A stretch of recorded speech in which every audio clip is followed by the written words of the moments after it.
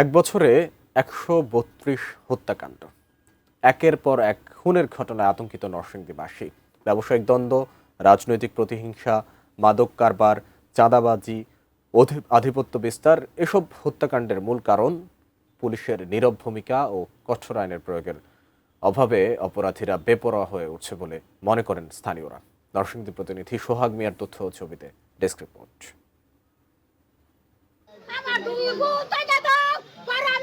এই ৮ ডিসেম্বরে নরসিংদীর রায়পুরা উপজেলার চরাঞ্চল নীলক্ষার দড়িগাঁও গ্রামে মামুন মিয়া নামে এক কুয়েত প্রবাসীকে গুলি করে হত্যা করে সন্ত্রাসীরা। আধিপত্য বিস্তারকে কেন্দ্র করে এই হত্যাকাণ্ড। ২ ডিসেম্বর রাতে একই উপজেলার দুর্গম চরাঞ্চল বাঁশগাড়ি ইউনিয়নের দিঘিলিয়াকান্দি গ্রামের স্বর্ণ ব্যবসায়ী প্রান্তর সরকারকে প্রকাশ্যে গুলি করে হত্যা। এর মাত্র ৯ দিন আগে অটোরিকশা ছিনতাইয়ের উদ্দেশ্যে আমিরগঞ্জ সড়কে শাহাদাত নামে এক কিশোরকে দিবালোকে গলা কেটে হত্যা।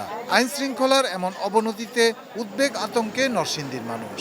চরাঞ্চলের মধ্যে প্রতিনিয়ত একটার পর একটা হত্যা হচ্ছে, দুর্ঘটনা ঘটতেছে। আমার মনে হয় যে চরের প্রত্যেকটা ৮০% করে অস্ত্র আছে। যারা আসামি আছে তারা কেউ হাজিরা দেয় না, ওপেন অস্ত্র নিয়ে ঘুরে, এমনও ভিডিও ভাইরাল। খুব আতঙ্কে আমরা দিনাতিপাত করছি।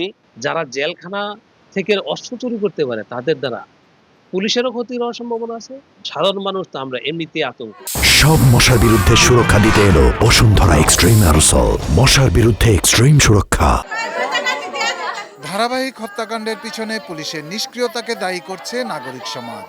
সাধারণ মানুষ তারা প্রতিটা সময় শঙ্কায় আছে, তবে অস্ত্র উদ্ধারগুলি যদি হয়ে যায় তাহলে আইন শৃঙ্খলা একটা নিয়ন্ত্রণ আসবে। সেই দিকেও পুলিশেরও তেমন মনোভাবটা আগের মতো নাই। যাতে পুলিশ নিষ্ক্রিয়, অপরাধ আমাদের বিতরণ করতেছে, মাদক নিয়ে অনেক মারা হচ্ছে, আর এই ব্যাপারে আধিপত্য বিস্তার নিয়ে মারা হচ্ছে, বালুন নিয়ে, বাঘ বর্ষা নিয়ে অনেক হত্যার সঙ্গে জড়িত।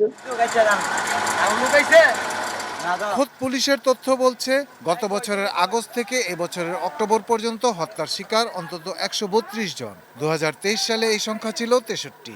এক বছরে ১১৯টি খুনের মামলায় আসামির সংখ্যা ১,৭২২ জন, গ্রেপ্তার হয়েছেন ৩০৫ জন। প্রায় শতভাগ মামলারই রহস্য উদ্ঘাটন হয়েছে, আসামি গ্রেপ্তার হয়েছে এবং আমাদের তদন্ত কার্যক্রম শেষে অনেকগুলো মামলারই আমরা পুলিশ রিপোর্ট বিজ্ঞ আদালতে প্রেরণ করেছি।